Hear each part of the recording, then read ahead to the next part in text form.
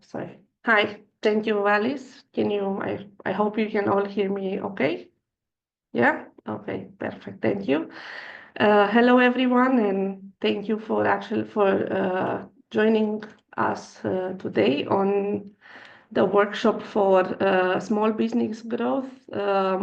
Today we are going to talk about what and why of product market fit, and I really hope it will help you think about your services that you are offering to your ideal clients. And I really hope it's very interesting for you. And yes, at the end of the presentation, we'll have Q&A. So feel free to share your questions, and I'll be more than happy to try to help you out.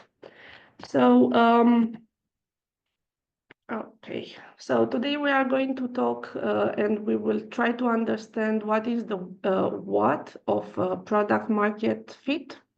We'll explore the why behind product market fit, what product market fit looks like for service businesses like yours or solopreneurs. I'm sure we have some solopreneurs here in the workshop. Some strategies for you to achieve product market fit, and some common pitfalls and how you can avoid them. I would like to talk about my company a bit. I'm the managing director at Cilantro Design. We are a digital marketing agency, and we are trying to help brands with their online image. In case you need some help with website design, branding, content creation, social media marketing, now marketing automation and consulting and strategies, please keep us in mind for just in case you need some of our services. Now I just want to give you a little bit of introduction of what is product market fit. First of all, I don't know if you knew that 40% of startups fail because there is no market need. That's why it's very important to have a good product market fit. And what that means is that your service solves a clear problem for a specific audience, and the market pulls it from you. Do you remember how Uber was before, or Netflix? So these companies didn't just solve problems, they created experiences people loved. And why this matters for small businesses? It's actually critical because, as we all know, small businesses have limited budget and resources, and we don't actually have room for trial and error. So finding your PMF ensures you are building something people actually want, which will help you to minimize risk, maximize growth potential, and helps you attract loyal customers who will champion your brand. So this is how, if you remember how we were before Uber or Netflix.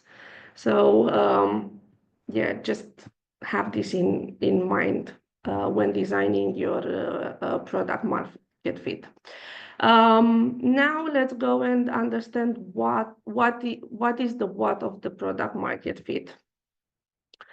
So first of all, the first step to achieve your product market fit is to identify the right problem to solve. Not every problem is worth solving, and if it doesn't cause enough pain or frustration, people won't pay attention to the product. So here I have a task for you. Imagine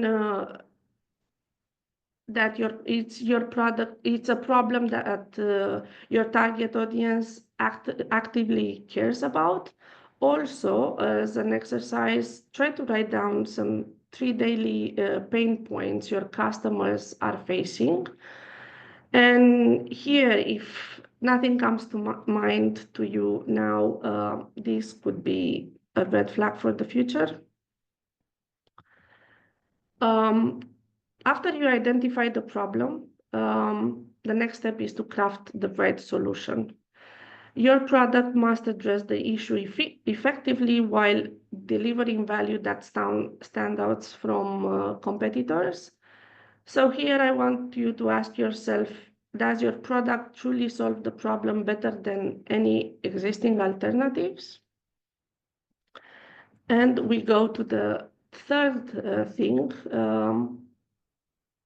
the right audience. You need to understand the right audience for your product. Who are your ideal customers? Where do they hang out online, and what motivates them? Here, as a tip, I want you to look beyond age and gender, focus on their values, fears, goals, and habits.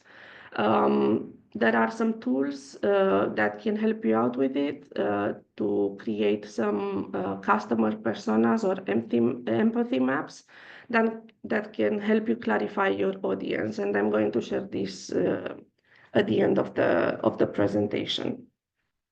So as a summary, the what of the product market fit is the right balance between the right problem, the right solution, and the right audience. That is what creates a good product market fit. Exploring the why, let's see what this holds for us. It's very crucial for you to understand the why behind this product market fit, because this is the foundation of sustainable growth, risk reduction, and investor appeal. So why product market fit matters? First of all, as mentioned before, it drives growth, creates organic growth through customer love, reduces marketing cost, and because, as I mentioned before, for small businesses, we don't really have a lot of margin for errors.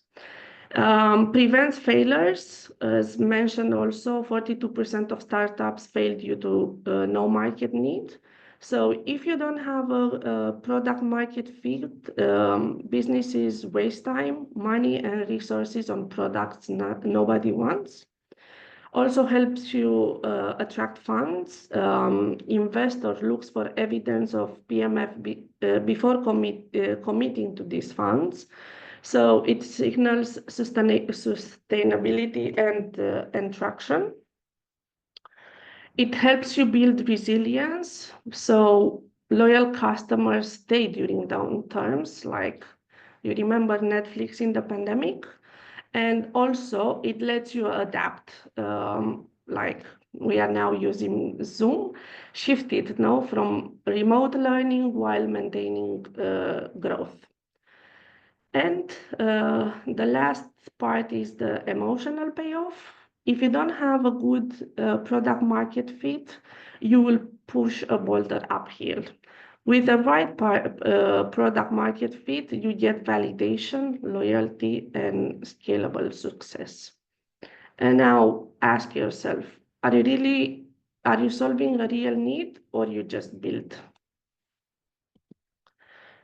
Further on the agenda, we will look at how does product market fit looks like for service businesses and solopreneurs like us. First of all, why product market fit matters for service providers. So this isn't just for the startups. It's vital for businesses, services, and solopreneurs too, because it means you are delivering a service so valuable that clients rave about, they refer to others, and they keep coming back. What are the signs of a good product market fit in your service businesses? So you get the referral effect. So clients recommend you without prompting. You get repeat business. Clients rebook or renew your services consistently. When you go to premium pricing, clients that you have are happy to pay your rates because they see the clear value you offer. You are fully booked. That means your calendar is consistently full, or you have a waiting list of people to book your services. And you have actionable feedback. So clients ask for additional services or provide specific praise on your services. What are the challenges for service providers? Sometimes we have capacity constraints. So limited bandwidth can make scaling tricky. Here as a solution that I'm trying to give is to focus on niches to serve fewer clients exceptionally well. Intangible value. Services are harder to quantify upfront, but you have to try to build trust with testimonials and case studies, and also market saturation that we all know about.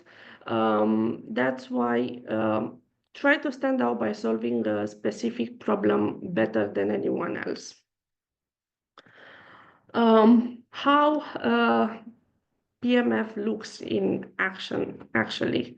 So as an example here, a life coach specializes in burnout prevention for corporate professionals, and his clients report reduced stress and improved productivity, and that leads to referrals.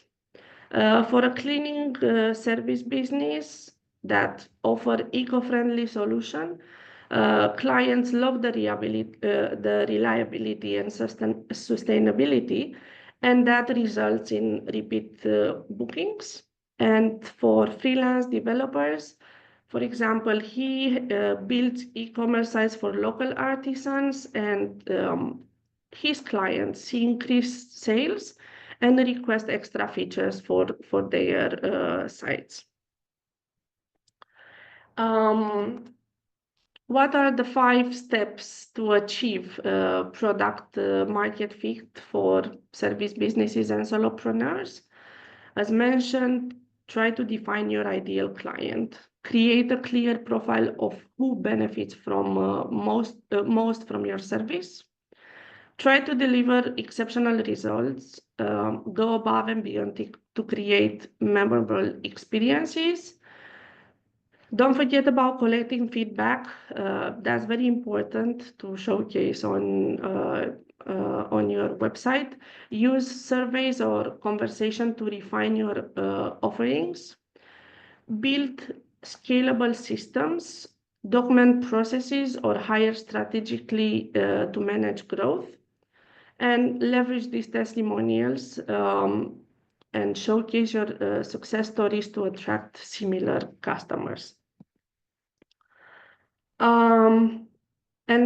Next, we will talk about a few strategies to achieve product market fit. Step 1, try to validate your idea early. Conduct interviews, surveys, and an MVP testing to gather feedback quickly. Iterate based on your feedback. Build, measure, and learn loop. Continuously refine your product based on the user input. That is very, very important. Step 3, double down on what works. Once you find something that resonates, scale efforts around it. Step 4, stay close to your customers. You have to do regular check-ins, community building, and listening platforms help maintain this alignment. What are the common pitfalls and how to avoid them? First of all, building too much too soon.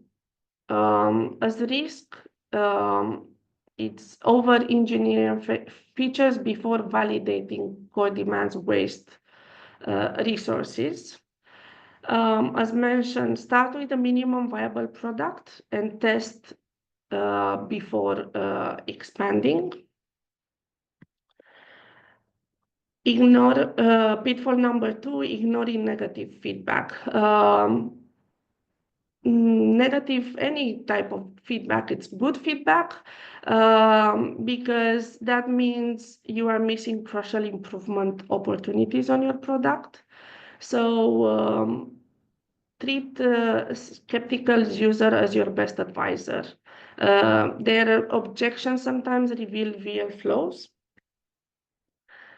Pitfall number 3, failing to adapt. As you know, everything is shifting so quickly, and you have to be able to adapt. You have to stay agile and iterate based on data and not on ego. And here at the end, I want to give you some resources and tools that will help you to achieve product market fit. For customers, discoveries and surveys, there are platforms like Typeform, Google Form, and usertesting.com that can help you out. To understand your audience, you can create your persona on the platform by HubSpot, and there are also in Canva some empathy map templates.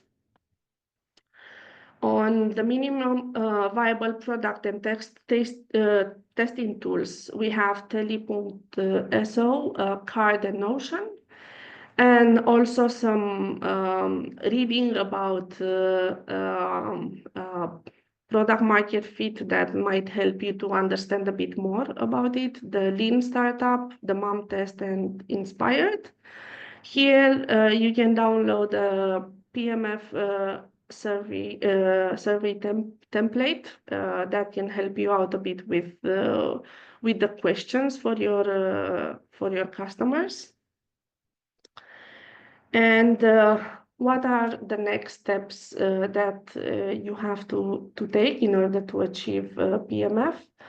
First of all, identify and validate the problem.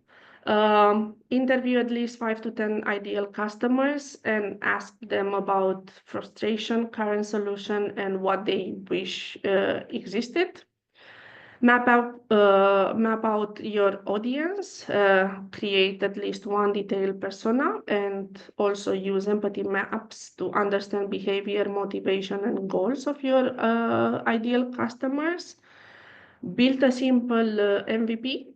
So choose one key features that addresses the core problem and launch using a landing page, basic prototype, or a free trial. Number 4, measure engagement and feedback. Run the Sheen Ellis test. The template I provided is based on this. Track usage, frequency, retention, and net promoter score. Collect testimonials, reviews, and objections. Number 5, iterate and improve. Refine based on real feedback, not assumption. And prioritize updates that solve pain points, not just feature requests. And don't forget, don't scale prematurely. Avoid spending big on ads or tech until signs of strong traction appear. Focus on word of mouth and organic adoption. So the key takeaways of today's presentation are what is PMF and why it matters, how to measure and achieve it, the common mistakes to avoid, some resources and tools, and the next step checklist that we mentioned.